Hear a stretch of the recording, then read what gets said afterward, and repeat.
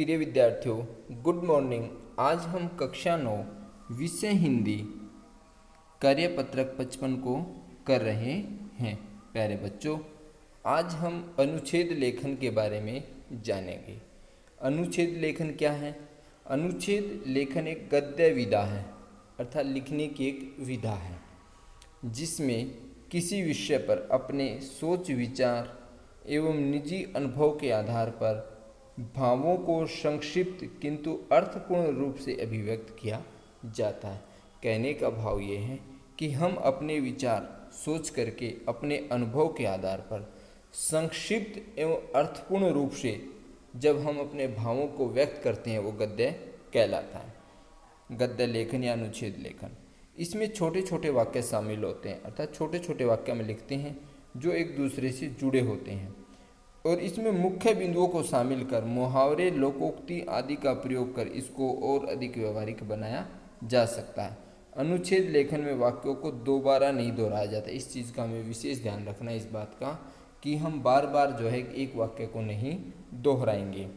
और हमारे घरों में आसपास, जैसे हम लिखना किस पे है, अब हमारा टॉपिक है कि हमारे घरों में या आसपास पिछले सप्ताह और इस सप्ताह कुछ महत्वपूर्ण त्यौहार मनाए जा चुके हैं या फिर मनाए जाने वाले हैं।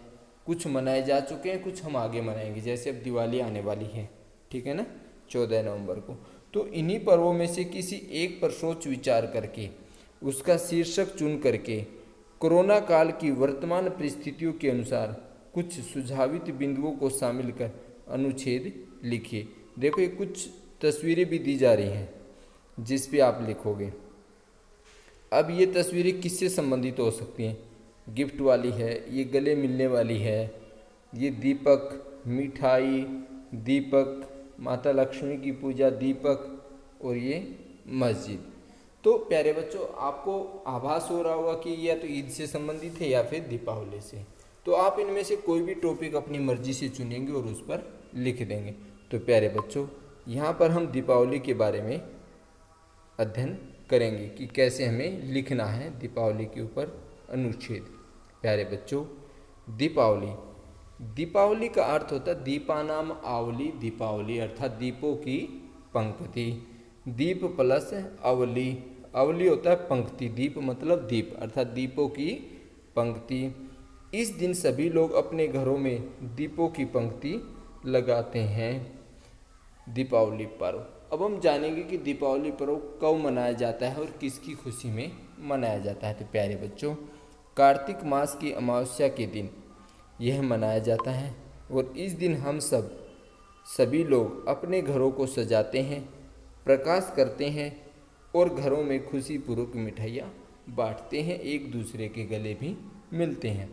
और इस दिन भगवान श्री राम 14 वर्ष का वनवास काट करके अयोध्या वापस लौटे थे और इसी खुशी में अयोध्या वासियों ने घी के दीपक जला करके इस पर्व को मनाया था। तब से लेकर आज तक हम इस पर्व को हर्षोल्लास के साथ मनाते हैं। और इसी दिन भगवान श्री कृष्ण ने नरकासुर नामक राक्षस का वध किया था। इन्हीं कारणों से हम इस त्यौहार को, दीपावली त्यौहार को मनाते हैं। प्रिय विद्यार्थियों, तैयारी, इस त्यौहार पर हम किस प्रकार की तैयारियां करते हैं? तो प्यारे बच्चों, इस पर्व को हम सभी धर्मों के लोग मनाते हैं।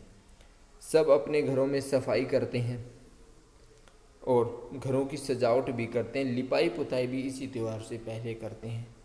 आपस में मिठाई बांटते हैं, खुशियां मनाते हैं। और अब हम जानेंगे कि जो आज वर्तमान परिस्थितियां चल रही हैं कोरोना काल की, इसमें हम इस त्यौहार को कैसे मनाएं।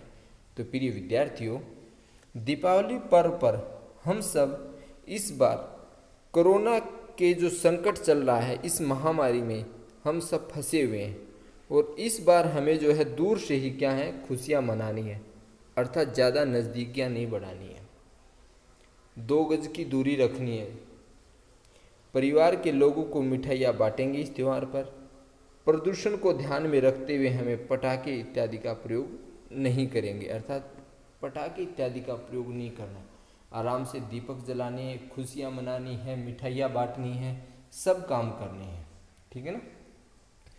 और दीपावली कैसे मनाएंगे? Green Deepawali, green India.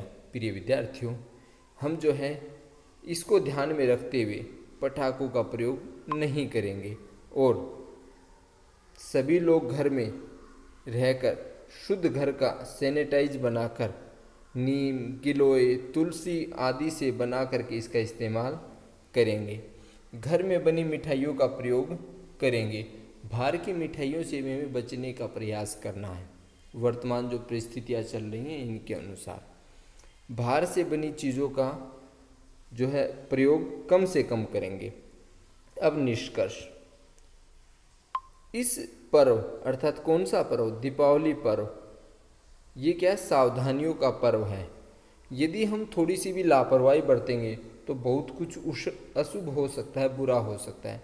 हमें इस चीज़ का ध्यान रखना है कि दूरी बनाए रखनी है। प्रदूषण को बढ़ावा नहीं देना है बिल्कुल भी। प्रदूषण पर किसी प्रकार की कोई गलती ना हो जाए, इसलिए हमें जो है अब की बार पटाखे इत्यादि का प्रयोग नहीं करना है। दीपावली पर्व को खुशी और उत्साह के साथ मिलजुल करके परिवार के लोगों के साथ मनाना है और आप भी इस परिवार को अच्छी तरह सेलिब्रेट करें, खुशियाँ बांटें, मिठाइयाँ बांटें, एक दूसरे के पास जाइए, मिलिए, किंतु सावधानी रखिए हर प्रकार की और अपना ख्याल रखें, औरों का भी ख्याल रखें। इस बात का पालन करें। आशा करता हूँ प्यारे बच्चों आप इसको समझ गए होंगे। धन्यवाद।